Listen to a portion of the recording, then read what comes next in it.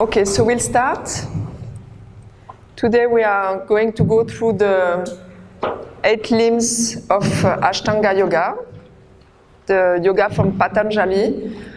Are you aware of who is Patanjali?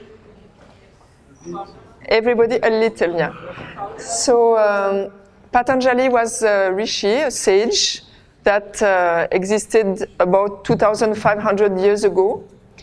And he didn't invent yoga, but he gathered whatever knowledge was already there about yoga. So there was some knowledge from the Veda, there was some knowledge from different kind of sources, and wherever he could get some knowledge, he gathered everything and wrote a book, which is called the Yoga Sutras from Patanjali. Okay, so we use this text as really a base, a foundation for most of the yoga teachers. I think all of them, if they are real traditional yoga teachers. We are using this text of Yoga Sutras, and in this Yoga Sutras, he explains these 8 limbs, 8 steps to achieve the goal of yoga. So we go back to where I left you last time. Does it work? Yes, you remember when we did the 3 bodies and 5 koshas, we explained that actually we are, as human beings, kind of cluttered in our mesh of desires and whatever is opacifying our subtle body, because of our actions, our emotions, our feelings, whatever we do, it's creating some impressions on our subtle body, and we forget the source of our own being, which is divine. Okay? So I told you the goal of yoga, and for Patanjali it's the same. The goal of yoga is really to reunite ourselves with our real identity, our divine identity. And so when he gives those 8 limbs, those 8 steps, it's a device actually. It's a device to clear those obstacles and to make us understand who we are in real. Okay? So we'll go through the Yoga Sutras, the 8 limbs. So it's called Ashtanga Yoga. So I took almost all my informations from the Heartfulness magazine. Daji gave a very nice explanation about Ashtanga Yoga with the description of all the limbs. So I just took from there. So we will, at the end of this class, I mean, for your test and all, you will need to know those 8 steps, the Sanskrit names and what they mean. And we will detail a little bit the yamas and niyamas, like the 2 first steps. Okay, so 8 steps in Ashtanga Yoga: yama, niyama, asana, pranayama, pratyahara, dharana, dhyana, and samadhi. Okay, those are the 8 steps that you need to remember. We will describe them. So the 2 first steps are yama and niyama. Yama is a way, some kind of code of conduct to refine our behavior and remove the unwanted habits. So yamas and niyamas are the 2 first steps, which are really code of conducts. Like we have our 10 maxims in Heartfulness, here Patanjali is using yamas and niyamas. The idea behind it is really not to create more complexities in our system. Try to live a simple life which is in tune with nature, which is simple and according to Dharma, means to the kind of morality which is universal, okay? Universal morality. It's not cultural morality, it's really something universal, okay? So these are the yamas. You have, it starts actually with ahimsa. So you see ahimsa is there. Ahimsa is non-violence. Then you have satya, truthfulness. Asteya, honesty, brahmacharya, moderation of senses, aparigraha, attitude of non-possessiveness. This you will have to remember also. So these are for the yamas. You have 5 yamas, okay? So we'll take them one by one. So in the 8 limbs of Patanjali, you have those 8 limbs, you have yama and niyama, and within the yama, you have those 5 yamas. In niyama, you have also 5 niyamas. So we'll move on. So the first one is ahimsa, non-violence. And see what Daji says about this yama. The first yama begins with the fundamental divine law that governs life, which is love all. If the idea of hurting anyone or anything remains in the heart, we fail at the first step itself. People who intend to hurt others can easily become demons when they develop capacity. So it is important to love selflessly, unconditionally, and joyfully. This is the essence of ahimsa. But I feel that there is something more to ahimsa. Practice ahimsa may not permit you to hurt, which is fine, but there is a greater need to be compassionate, taking action so that the other is not only not hurt, but out of compassion, the other is comforted. It is a simple matter to understand that liking someone ultimately culminates in love. When we love all, why is the question of being violent or hurting others? When we love, we are ready to sacrifice our comforts, our possessions, and ultimately ourselves. It is not. Is this not compassion? It is sad that under the spell of hatred, people destroy each other. So you see that non-violence, ahimsa, it's wider than non-violence, like really a physical action. It's also non-violence at all levels, in the speech level and also in the thought level. You need really to reach a level of non-violence which is covering all the koshas, okay, from your manomaya kosha, pranomaya kosha, and also anamaya kosha, okay? Above that, usually it's already non-violent. But, from the thoughts, from the thinking process, we very often, if we observe our thoughts, we very often have some non-ahimsa thinking about people. So this is also something that we need to take care of. The second yama is satya, truthfulness. Be genuine, original, and authentic. Say what you mean and mean what you say. No hidden agenda, no masks, no hiding faults, and no camouflages. There is childlike innocence, purity, and simplicity in truthfulness. Being truthful while at the same time ensuring that the truth never hurts the heart of another person is only possible if ahimsa becomes a part of us.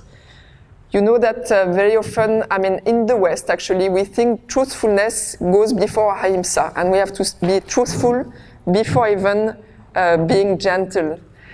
And I think in the Gita, I'm not so sure, but there is, Krishna says that truth should be said, but only if it doesn't hurt the other, okay? So the first thing is ahimsa, and then truthfulness, okay? So this is very important. When we do not follow the heart, we will sometimes follow wrong guidance. We suffer from an untruthful heart and the coercion that results from it. This leads to a lack of authenticity. Then our inner environment is messed up and wrong habits develop. Hence, always be truthful and nurture the purity within. So you see, it's quite straightforward, you know. You see a child, you see how truthful they are, and you feel like, oh, this is so refreshing. If we could be like that, it would be nice, you know, very plain and simple, transparency. And then we don't create more complexities also. Third one is asteya, honesty. In a very simple way, means non-stealing. See? So when we have love in the heart, we go back to the beginning and tread the path of truth. Honesty then radiates in our existence. Our existence in thought, words, and deeds will be a manifestation of honesty. Then our very presence will give an impetus to the moral compass of everyone around us. Honesty is the result of a life led with non-violence, ahimsa, and nurtured by truth, satya. In particular, we have no interest in coveting or stealing anything that belongs to anyone else. At least minimally, we should not take from others or hurt them. If we could be compassionate and do much more than just not taking and hurting, maybe others would feel more at ease and comforted. Is it enough that we do not snatch away food from the hungry? Surely we can be compassionate enough to ensure that the hungry receive what they need. Daji goes further than that, non-stealing but also giving. So this is the next step. So as you purify your subtle body, as you meditate, as you clean, those qualities actually become quite natural. At the beginning, you need to be a little conscious about it and at least observe where are your defects. But after some time, it comes in a natural way also. You cannot steal from someone. It's just not possible. You cannot say some lies. You cannot, it doesn't fit anymore. Brahmacharya, moderation of senses. Moderation of the senses, Brahmacharya has been narrowly understood to mean celibacy, whereas it really means a state of moderation across all our faculties. So the term is composed of Brahma plus Charya. Charya means to dwell, so one who dwells in Brahman. Brahman being the divine. You know, for the Westerners who are here and who are not used to those terms, Brahman is really God, the divine, okay? So one who dwells with Brahman, who is really in contact with the divine, with God. One who dwells in Brahman is aptly called Brahmacharya. To pretend to be a Brahmacharya by imposing rules from outside is like putting the cart before the horse. It is artificial. We achieve moderation as a result of purifying the inner condition through the heartfulness way and bringing a state of balance and moderation. When we dwell in that state, all our actions and thoughts naturally have the quality of Brahman. Okay? So again, live simply. And moderation in everything that we do will make us be natural Brahmacharya. Brahmacharya is not only about sex, it's also about everything, you know. Everything you are doing with the sense of sacredness also, in contact with the divine. So then you cannot not be moderated. You have to be moderated. The fifth one is aparigraha, the attitude of non-possessiveness. So the fifth yama is non-possessiveness. It is the culmination of the other four: love, truthfulness, honesty, and moderation. We start to exist if we are in the world, but not of the world, like a lotus. You know, the lotus goes above the surface of the lake, above the mud actually, and blooms a few centimeters away from the surface of the water. It simply means that even if you have something in you, you are not possessed by it or affected by either its presence or its absence. Imagine the arrogance and pride of a sannyasi. Sannyasis are monks that wander, especially in India, and they go from one place to another, begging for their food and things like that.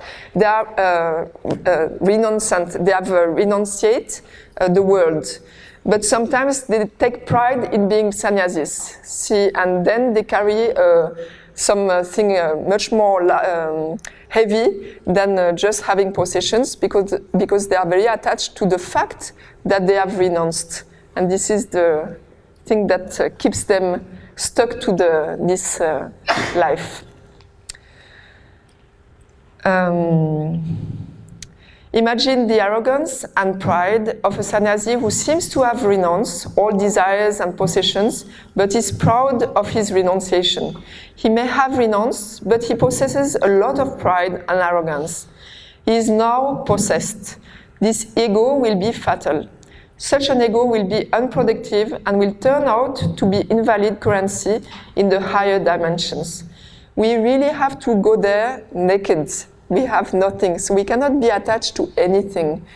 Things are there, you can enjoy things, but don't be attached to it. You know, things pass. I think really the Buddhists have really understood this truth and explained the truth that things are just changing all the time. Things pass. You cannot get attached to any possession. As you came in this world naked with nothing, you will go away from this world. So we have to have this kind of wisdom so that we enjoy things, but we don't get attached to them. Okay, this is aparigraha. So now we move, yes? I just have a question about truthfulness for satya. So there's a difference between being honest and like full disclosure, telling everything.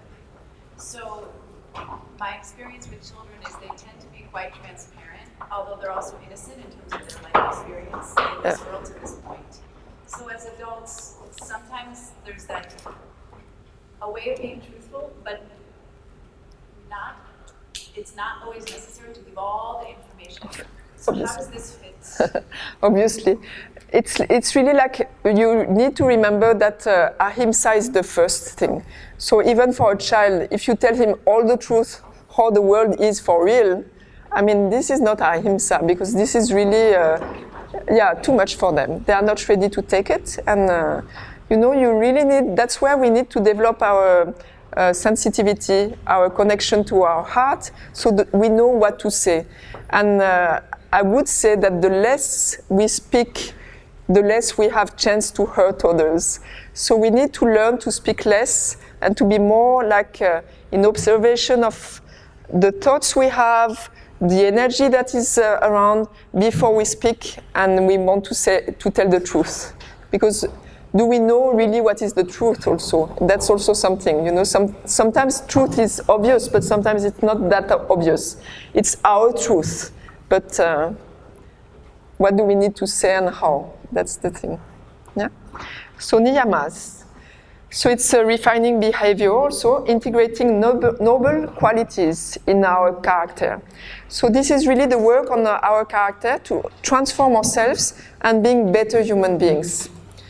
So it starts with saucha, the purity of body and mind, then goes to santosh, contentment and inner happiness, tapas, penance and removal of impurities, swadhyaya, study of the self, ishvara pranidhan, surrender to God.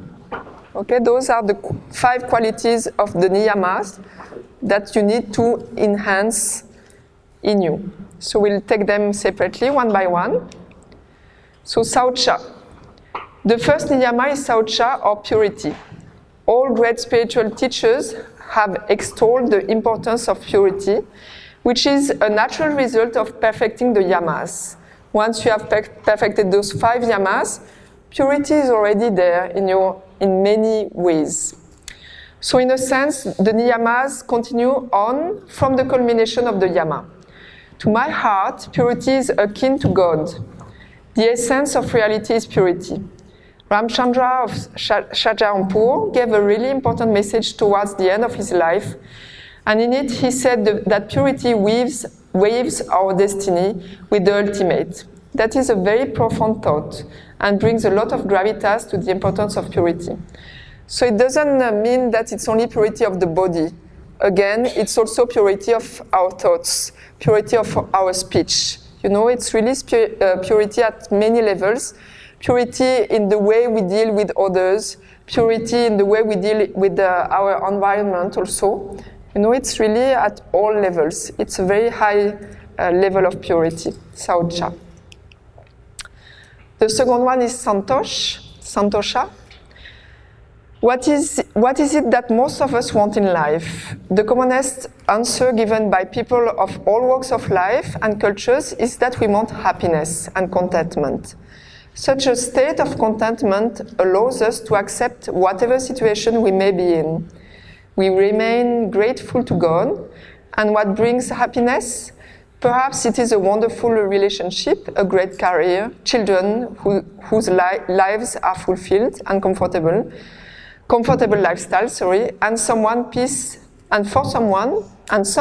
and calm, But even if we tick all the other boxes, without inner peace, we will not be happy.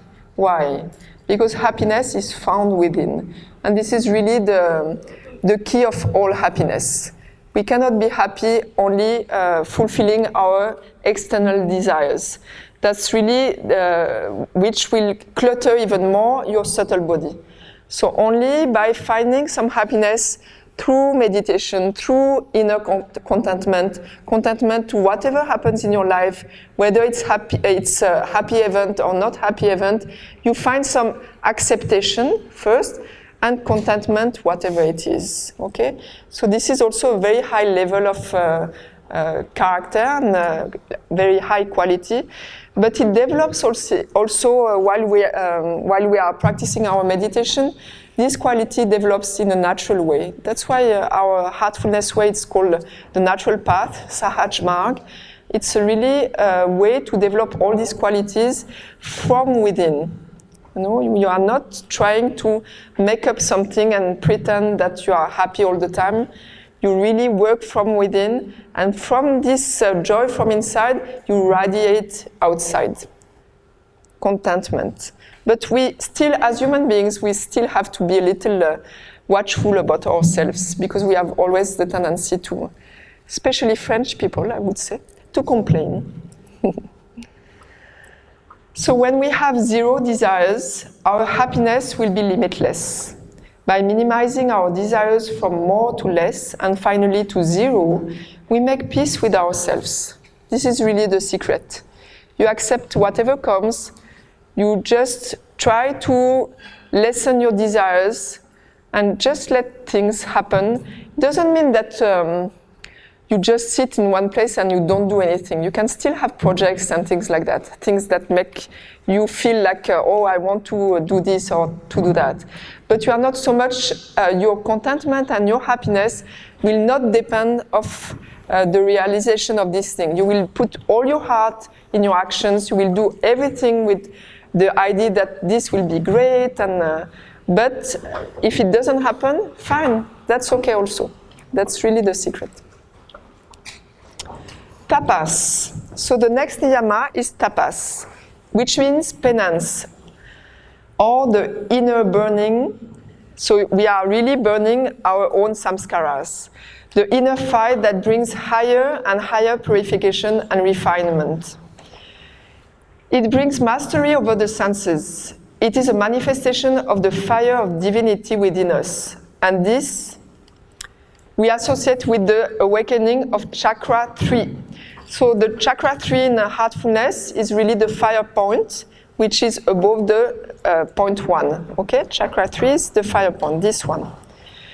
In the heart region, the fire point. Tapasya brings the discipline, love, enthusiasm, and a burning desire to reach the spiritual goal. It also burns away any habit and tendencies that may block our progress, and it develops willpower. At the physical level, tapasya relates to those practices like fasting, which help us to remove debris from the physical body through autophagy. So this is only an example.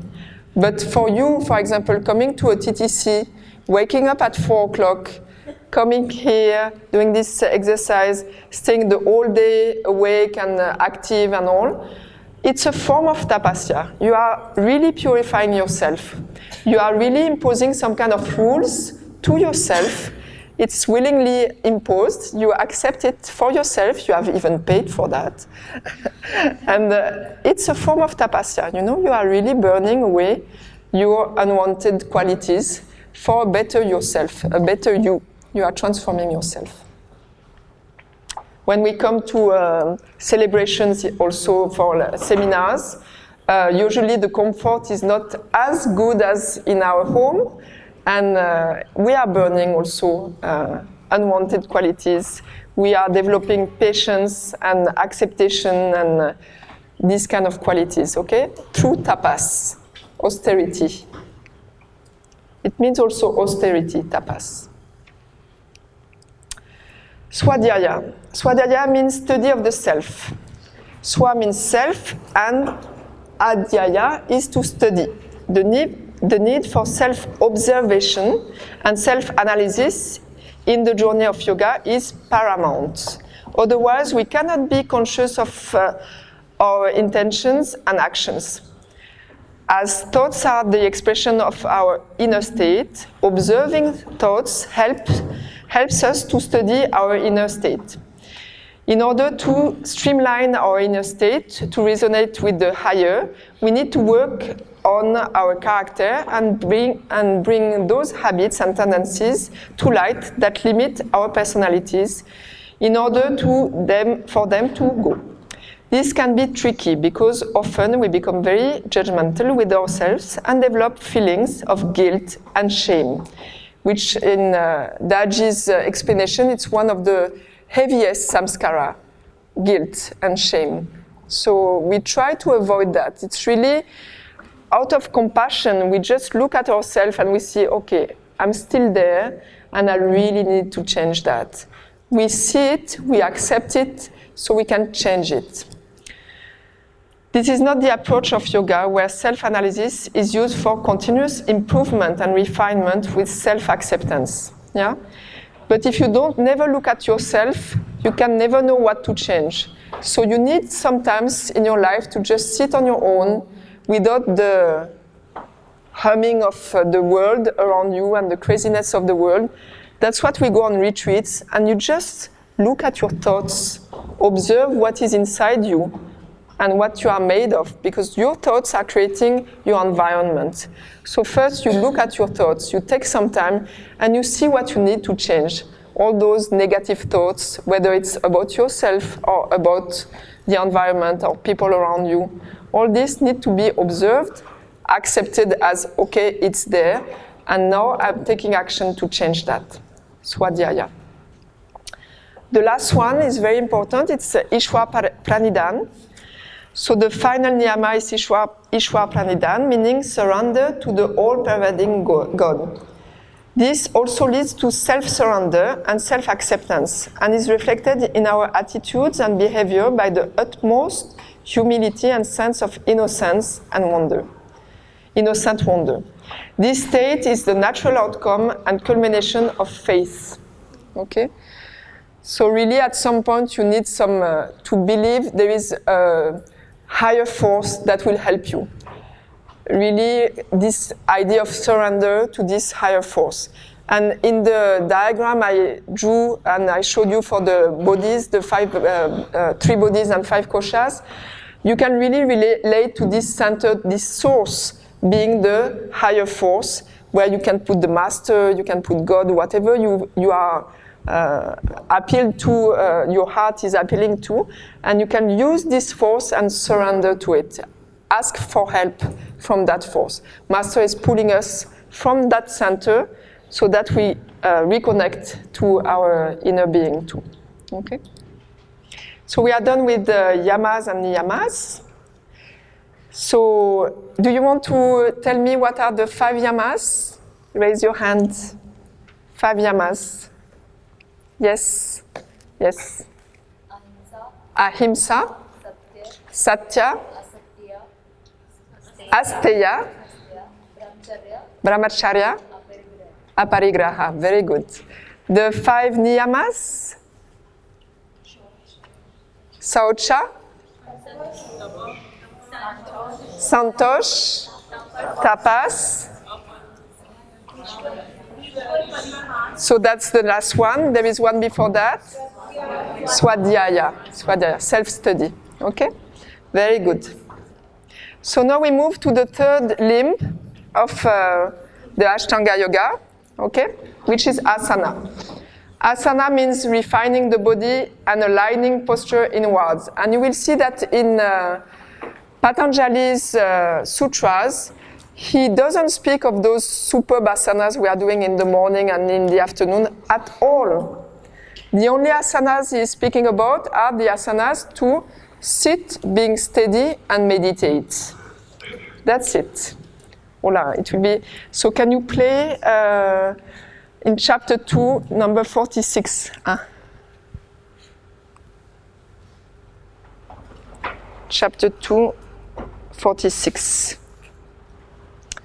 Because I'm not able to say it as well as this lady.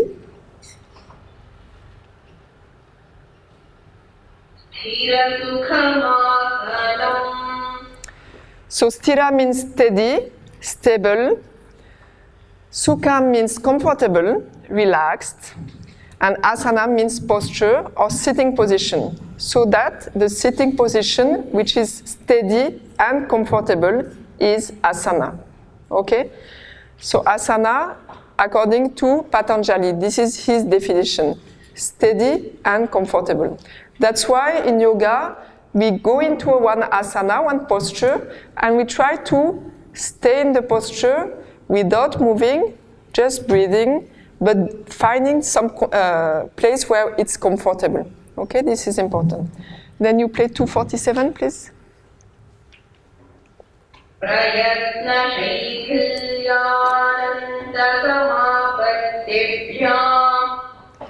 So prayatna means tension of effort. The next word means relaxing or loosening. Then it means infinite and endless. And the last one means bringing the attention to and merging with. So asana comes through relaxing efforts and allowing consciousness to merge with the infinite. You see that you don't fulfill the purpose of an asana if you are just thinking, am I aligning my knee with my foot and my head, and am I arching enough or whatever. You need to relax in the asana so that you go inwards and you touch the infinite of your being. That's really the secret of asanas. 248, please.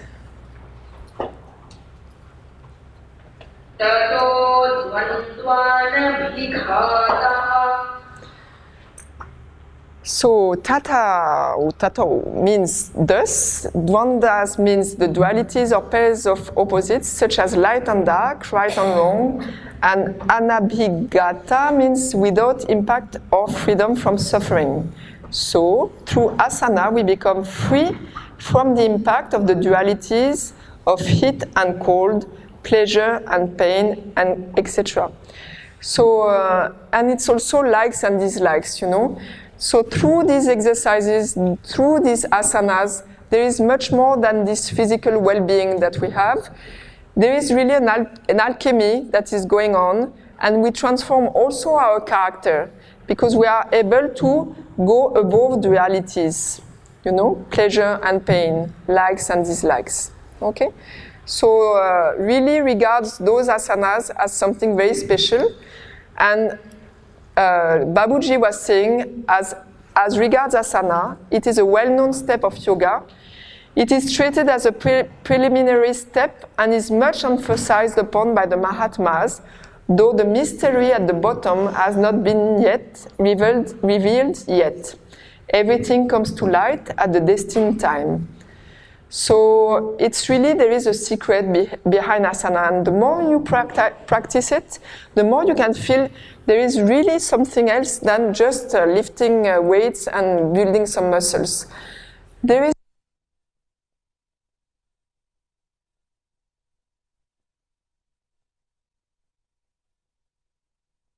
to the next. So this is a quote from Swami Vivekananda. He speaks exactly of this body that needs to be transformed, you know. And through meditation, we get more and more strong energy coming in our system. And sometimes we are not always able to take it. That's where we get strong cleaning, and we get some physical uncomfort, okay? So by doing these asanas, it actually purifies the body and helps the body to take all these very strong energy that are sent from the source, through pranahuti, for example. So nerve currents will have to be displaced and given a new channel. New sorts of vibration will begin, and the whole constitution will be remodeled as it were. But the main part of the activity will lie along the spinal column, so that the one thing necessary for the posture is to hold the spinal column free, sitting erect, holding the three parts, the chest, neck, and head, in a straight line. Let the whole weight of the body be supported by the ribs, and then you have an easy, natural posture with the spine straight. So he's also emphasizing the meditation posture with the spine straight. Babuji is also speaking of that. We need to have our spine straight for meditation. And actually the asanas that we are doing, they are all designed so that at the end you can sit for a long time in a comfortable posture without moving, so that we can receive the divine energy, divine currents during the meditation. Yeah? So this is also from Daji. The best postures for meditation are thought to be the cross-leg postures, such as Siddhasana.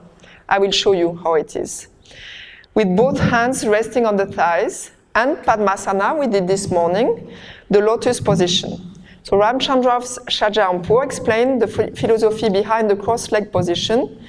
If we are to return to our origin through meditation, contracting our existence into nothingness, then it is helpful to adopt a similar physical position of contraction or withdrawal. See, when we sit in lotus pose, we contract inwards our limbs. Okay, we bring our limbs inwards. And it actually leads to pratyahara, which is where we put the senses inwards. Okay? It's one of the limbs of Patanjali, but before we have pranayama.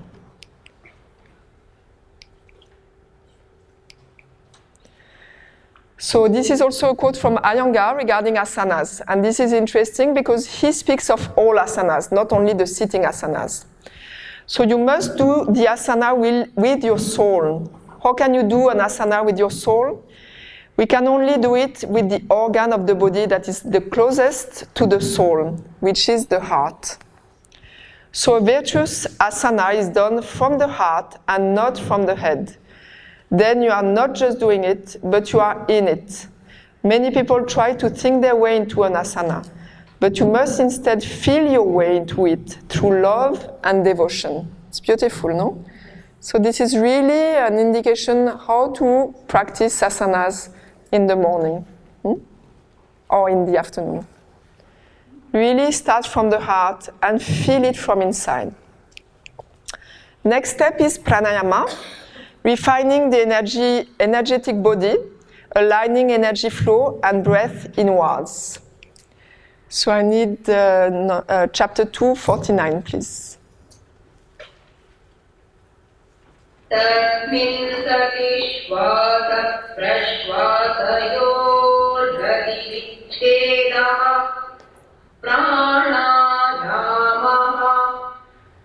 So once perfection in the meditation posture has been achieved, then we can practice regulation of the incoming and outgoing flow of the breath, an expansion of the vital energy or prana. This is known as pranayama. So we believe in India, in the Indian culture heritage, it's believed that all is made of prana. Prana is the basic energy which gives life, but everything has prana. And in yoga, we try to gather as much prana, life force, as possible. So through asana, we gather prana, but also through pranayama. Pranayama is regulation of the breath, what we do in the morning with Anulom Vilom, we do alternate nostril breathing. there you can you regulate your prana actually. The pranayama is also meant to clear and purify our nadis. So all these things are the subtle nervous system of our body. They are linked to our chakras. So this afternoon we will have a class on this. So I'm not going to develop on this. But pranayama really is supposed to clean all this nervous system. So in heartfulness meditation, we also do it through cleaning and transmission. But pranayama helps to a certain level, okay? So that's why yogis spend a lot of time, even more time than in asana, they spend a lot of time doing pranayama. Chapter 252, please. Tataha kshiyate prakashavaranam. As a result, the veil covering the inner light diminishes. And 253, please.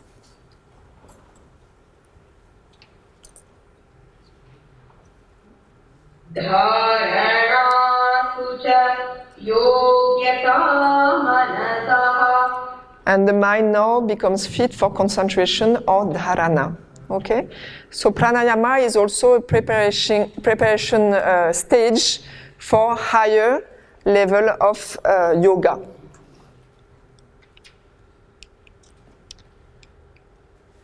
So we go to pratyahara, I was mentioning it. So it's refining the attention and aligning the senses inwards. And we have the idea of the tortoise, which brings her limbs in. So the 5 senses, the 5 indriyas, which are in which kosha? Tell me. 5 senses, which kosha? Pranamaya kosha? Manomaya kosha. Okay, they are in Manomaya kosha. So we are really trying to bring our senses, the root of our senses are in Manomaya kosha. Means our mind gets information about outside world through our senses.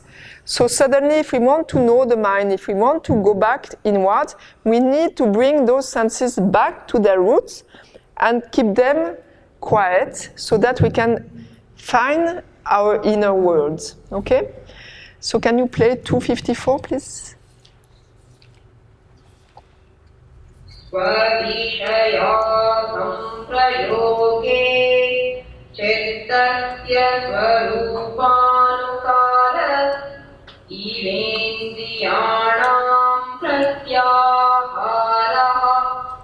So when the indriyas, which are the 5 senses, the 5 indriyas, the mental organs of the senses and action cease to be engaged with their corresponding external manifestation and turn inwards to the field of consciousness from which they arose. This is the 5th step called pratyahara. Okay? So you bring your senses back to their root where they belong in Manomaya kosha. Okay? And then your mind will be only focused on what's happening inside, not on what's happening outside. Can you play 255? Tadaha parama vashyatindriyanam.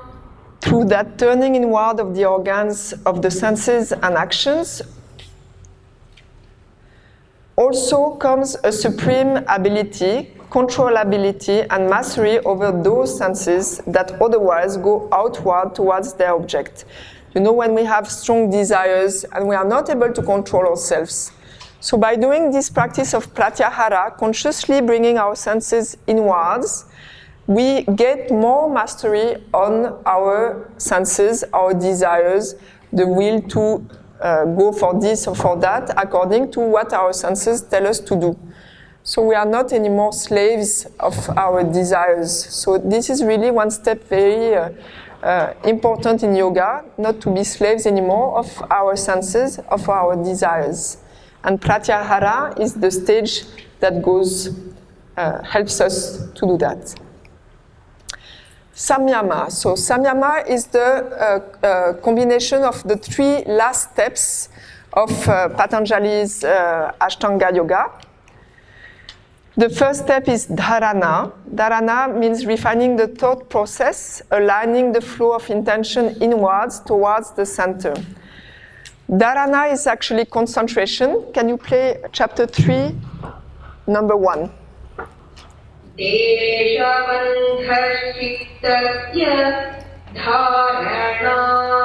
So dharana is the process whereby the mind holds on to some object, either in the body or outside the body, and keeps itself in that state. So for our heartfulness way, we have our dharana on the heart. This is our point of focus where we put our attention, okay? So we try to bring our attention towards the heart. Actually, we don't use focus, we don't concentrate on the heart, we just bring our attention there, and by the transmission, it's pulled in, okay? But dharana for yogis, it's really, there are some exercises of concentration when we really try to focus our mind on something specific and force the mind to stay on that thing.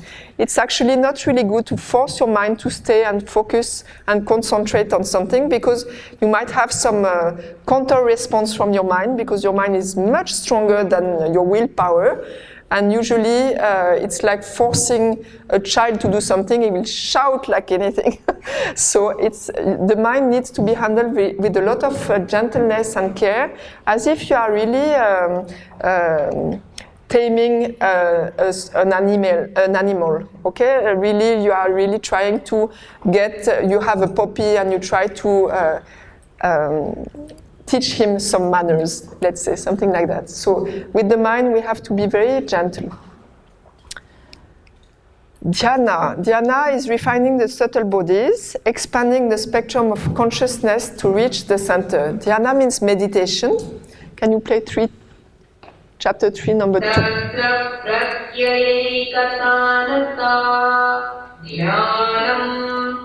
So when there is an unbroken flow or uninterrupted stream of knowledge in that object or part of the body, it is called dhyana. So there are plenty ways of meditating. Some people are meditating on the Ajna chakra, some people are meditating on some deities, some people are meditating with a mantra. There are many ways of meditation. But I'm not going to speak of all that. In our meditation, we just bring our attention to the heart, and we try to keep our attention on the heart, waiting for God to reveal itself somehow. Okay, we are just in an attitude of waiting, but with vigilance. We are just expecting something without expectation. It's a little difficult to explain, but dhyana is when you are able to keep your attention at the same point, you know. So for Patanjali, it's really unbroken flow or uninterrupted stream of knowledge. And sometimes it's translated also as stream of thoughts, like the same thought kept on the same place in an uninterrupted, unbroken flow. It's dhyana. And the last step for samyama is samadhi. Samadhi is realizing non-being, the absolute state of balance at the center. Can you play 3-3?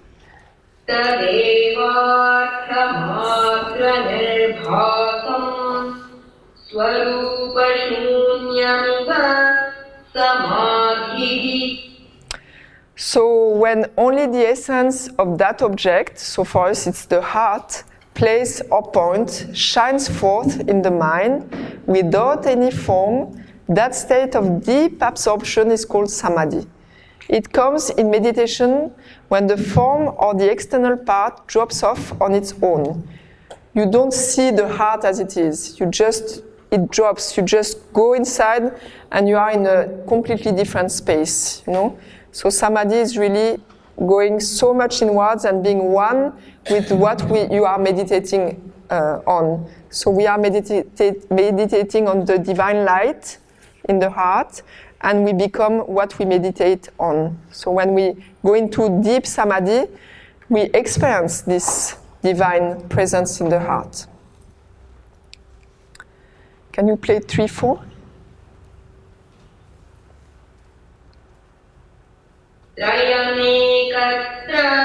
That's not the one. That's the 3-4, chapter 3, number 4.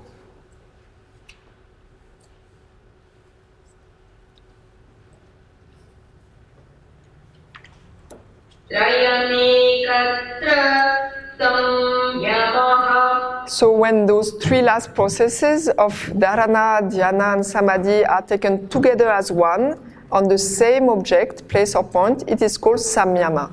The form has vanished and only the meaning remains. Okay? So that's how you understand what is the divine light in your heart, only by practicing those three things, dharana, dhyana, and samadhi. Can you play 3:13, please?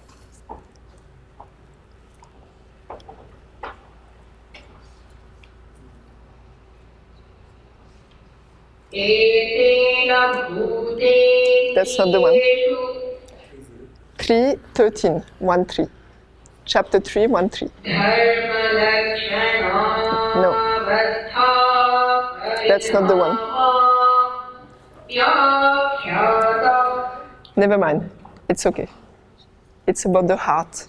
So by practicing samyama on the heart, knowledge of the mind is attained. So Patanjali is speaking of many kinds of meditations, but he speaks also of meditating on the heart. So when we say knowledge of the mind, what kind of mind we are talking about?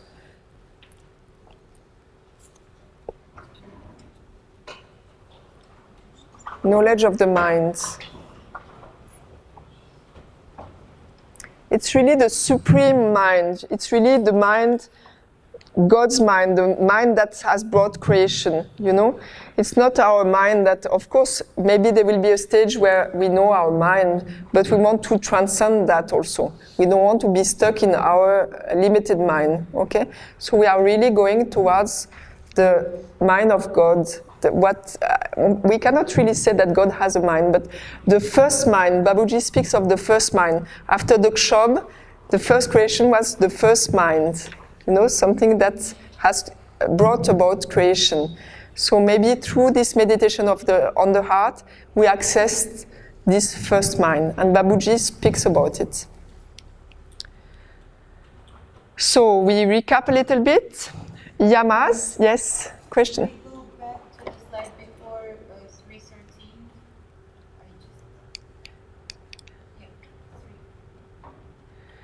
3:13? We can do it after. It's okay? You're fine? Yes? Samadhi itself, I think, I don't remember it, but I read it a while ago. I think Patanjali explains Samadhi itself, there are several stages in the Samadhi itself. Absolutely. There are several stages in Samadhi, so many stages, and even Daji says there are even more stages than what Patanjali explains. So here I just gave a broad explanation of the 8 limbs. I didn't go into details of Samadhi. You will have another class with Elizabeth Denley about Yoga Sutras. I don't know if she will go into that, but that could be a question that you can ask her. Okay? Who is taking that? Elizabeth Denley. You will meet her. Okay? Okay, so a little recap. So yama is the process of removing all the unwanted tendencies, behavior, and thought patterns that limit consciousness and therefore destiny. Niyama is the process of infusing noble inner qualities and the appropriate attitude and inner focus for the inner journey. Asanas. Asana is the focusing of the physical body inwards so that it participates in the evolution, facilitating the inward flow to the center in meditation. Purifying, you know, these asanas, really the word is, it purifies the nervous system, the nadis, the chakras. Pranayama is the regulation and stabilization of the energy field. So it works really on the, which kosha? Pranayama works on which kosha? Pranamaya kosha, yes. bringing it to alignment and purifying it so that it also participates in the evolution. So it works in Pranamaya Kosha, but also it purifies a little bit these subtle bodies, the Manomaya Kosha also. Because the breath is linked to the mind. As you think, you breathe. Usually when you are very upset or angry, you start breathing very fast. So those Mahatmas, those rishis, those yogis, they found that they could regulate their mind by regulating their breath. That's also one of the things that we do in pranayama. Pratyahara is the turning of our attention away from the external pull of the senses, inwards to the field of consciousness. And dharana directs the flow of thoughts towards the goal and then continues to hold and nurture that intention while we meditate. Okay? Dharana. This is the focus. Then we have the two last, but it is dhyana or meditation that provides the real opportunity to dive inwards into the field of consciousness, to go deeper into the heart and master the mind. This is the realm of heartfulness, of Raja Yoga. In fact, in the heartfulness system, yama, niyama, asana, pranayama, pratyahara, dharana, dhyana, and samadhi are all taken up simultaneously during the course of meditation. Meditation in due course leads to the concentrated state of samadhi. And I think then we go to this last stage where we are completely connected to the source. And if you can visualize a human being as made up of matter, energy, and the absolute state of nothingness, body, mind, and soul, then we are now moving away from the world of matter into the realm of subtler and subtler form of energy until eventually we reach the center of our being. That is the goal of yoga, and that's why Patanjali gave us those 8 limbs, the Ashtanga Yoga. So Ashtanga Yoga is not to be confused with Ashtanga Yoga of Mysore, which is something else. We will speak about it. Okay? So that's it. If you have some questions, I can try to answer as much as I can. Yes? Can you clarify the difference between number 6 and 7?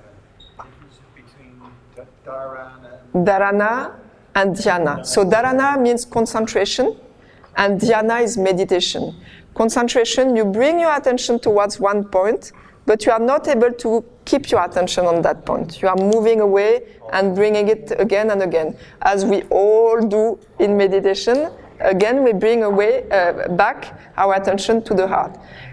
Dhyana is when you are able to stay in the heart and go within, When you are not pulled away by your senses or your thoughts, the thoughts will be there, but you feel that you are going deep within. Okay? This is the flow, unbroken flow of meditation. Yeah. Yes? Yes? So mindfulness is dharana. Mindfulness?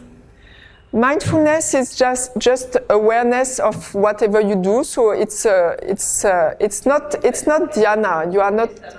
Yeah, you are not meditating they might have some meditation also, but what they do, it's while you are acting, you need to be mindful of what you are doing. So I cannot really say, but We have some exercises for concentration. I cannot speak of mindfulness because I have no knowledge about it at all. So I don't know. We develop a certain Yeah. kind of awareness. Yeah. Yes? I didn't hear you. Aparigraha is? Not possession of worldly things. It's not non-possession, it's non-attachment. And the Vairagya also says, Vairagya is also the non-attachment. Yes. It leads to Vairagya. Yes. Vairagya is really something that develops naturally where you are not attached to anything, where you can live in this world but not be of this world. Yeah, you are not attached to the world, so you can really live it without any attachment. The thing is, when you are attached to something, it binds you to that thing. So it brings you back to this matter, to this level of consciousness, which is more gross than what we deserve, what we are part of normally. So aparigraha is really non-attachment. It's another level. It's more at the really grosser level, you know. Vairagya is, I would say, higher. Yeah. Yeah, I would say. Aparigraha is really a practice. You practice non-attachment, and Vairagya would be something that develops naturally. But I'm not sure, you know, I'm not... Yeah, I think it's more like a state of mind, and aparigraha is like... Yeah, difficult to... yeah.